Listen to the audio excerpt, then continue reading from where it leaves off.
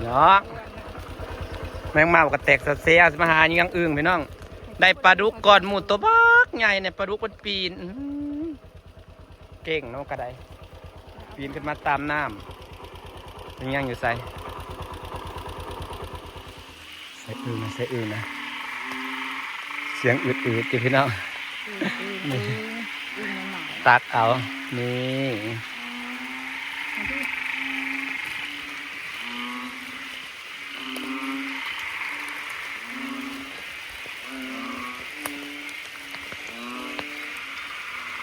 น้ำนี่คือบนหลายวะ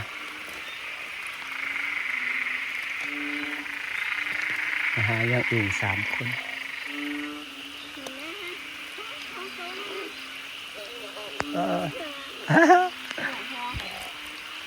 อย่างอื่นพี่น้อง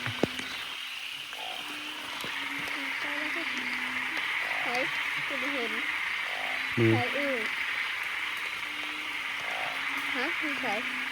มันอยู่ในน้ำโอ้แมงตักอะไรมันกระเซ้าห้องเนาะโปรเจกต์โตค่ะมาแล้วพี่น้อง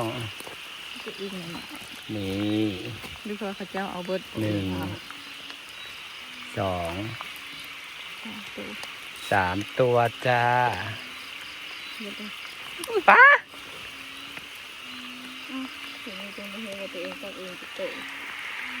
4 โตบ่ไปต้นหนึ่งมันปีกำลังตักอึ่งพี่น้องตักอึ่งมาแล้วยังอึ่งลูกกบโอ้ยพี่น้องปลาตัวบักใหญ่เป็นตะเป็ดอยู่กบนี่จ้าป้า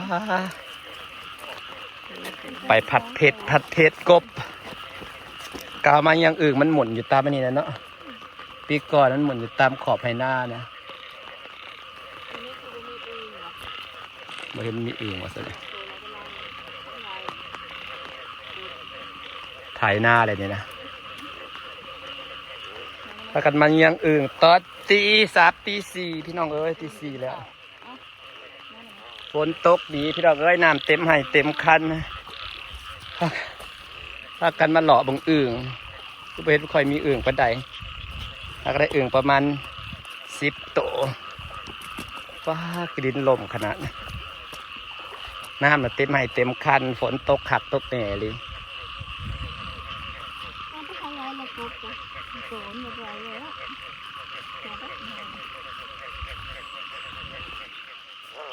เสียงอื่นใช่กระดกกระเดียแทบบ่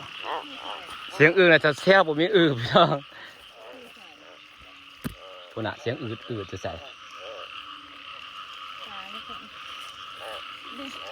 เสียงอื่นอาจจะแซวผมมีอื่นน้องเมากันหลายพากันไปหล่อนยังอื่นพี่น้องจ๋า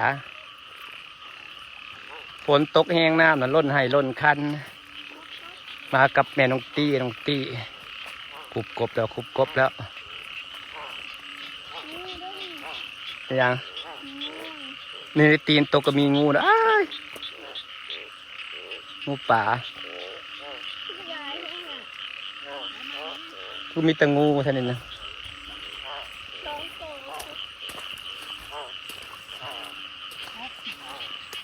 คุบกบเหลืองเอาไปทอดผัดเผ็ด2 ตัวมันโคมกัน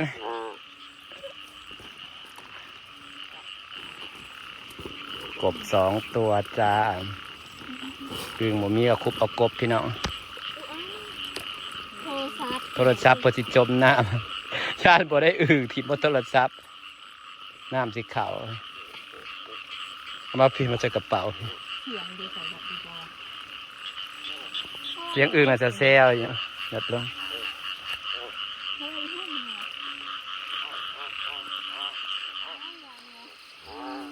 ทางเสียงอื่นพี่น้องอยู่สายตีคือเสียงอืดๆอย่าง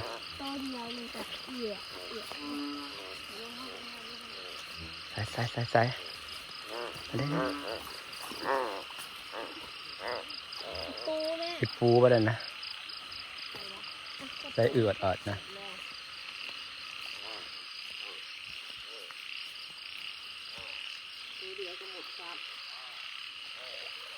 ปลาเป็นไงฝนตกแห้งน้ำหัวจะเป็นวัง น้ำหัวได้ดิ ปลา ไม่จับไม่ได้ สันนิษปวกสิออกใส่เอาไอ้ดอกกระปู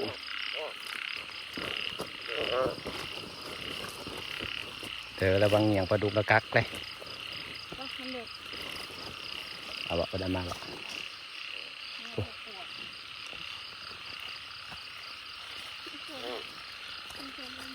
เป็นปวกสีพ่นแบบนี้แหล้วจะมาทำเป็นปวกเลยปวกพ่นรถประจักษ์นี่ใส่หูอยู่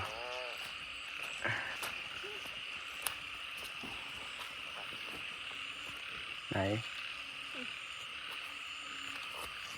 อึ่งมันหายตาหักเสืออึ่งโคกไปนะกันมาคุบอึ่งให้แล้ว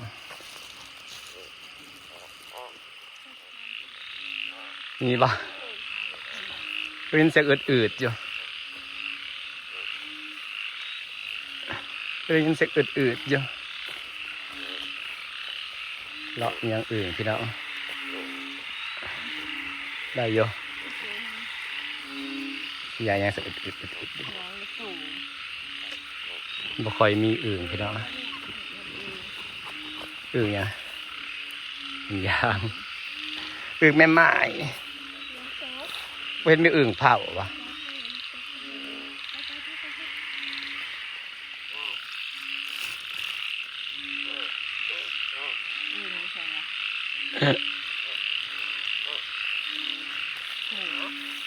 ตีสี่ครึ่งพักกันมาเลาะยังอื่นพี่น้อง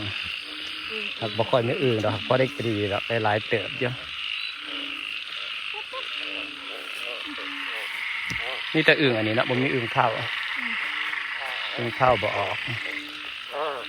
หมุนป่า3 คนตีสี่พี่น้องจ๋า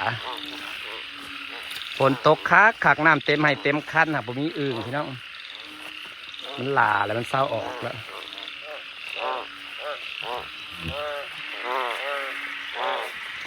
เดือน7 7 8แล้วเลาะยังอื่นจะแจ้งพี่น้องเอ้ยผู้ทับผู้แจ้งเลยผู้ถึงผ่าแจ้งเลยที่5เลยอื่นกับบกคอยมีอยากน้ำน่ะล้นให้ล้นคันฝนตกรอบจะดีขนาดตกคักขนาด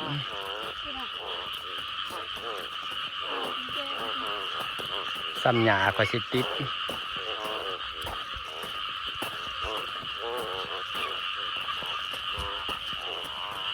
เลาะป่ายังอื่นพี่น้องเอ้ย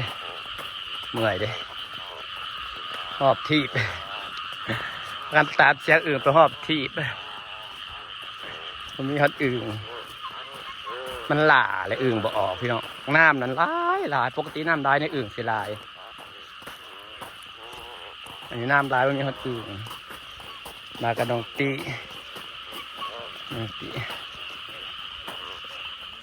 มีหลายเตะพี่ได้พี่น้องนี่มีหลายเตะที่จะเป็นมัวแล้วถ้าแม่นไปทันฝนตกฝานะ ปลาปีนั่นแหละ อ๋อลุงเราปวดจะไฟอยู่เราเจ็บแอว นี่พี่น้องได้หลายอยู่ดิ น้ำบักได้หลายหนึ่งห่วยนั่น นี่อึ่งมาดูอึ่งพี่น้องจะหลายเติบจะได้นี่ได้ปลาดุกพร้อมตัวได้อึ่งจ้านี่จะผลงานไปวันนี้ได้อึ่งหลายเติบทั้งกบทั้งอึ่งนี่จ้า นี่ก็เป็นอึ่งไงมา ทั้งกบทั้งอึ่ง อึ่งเผาได้ตัวหนึงอันนี้ตัวน้อยนะมันเป็นอันนั้น บ่ พัดเอาในกบพัด ขานเห็ดข้าวไปขายรถจะอึ่งไปขายถึงประมาณอึ่งเผาบ่ออกนะพี่น้องมันหล่าแล้วเลยบ่ออกอึ่งเผามันจะอึ่งใหม่มันไม่ใช่ตัวใหญ่ๆได้ พันเขาไปซื้อกับเห็ดปลาแดก เห็ดประเดะไว้ไฟกระดับพี่น้องเอ้ยฝนตกไฟดับเดี๋ยวฝนตกงามพวกเราบอกคือในตกคลองตกงามดีตกแบบคักอะไรอย่างพี่น้อง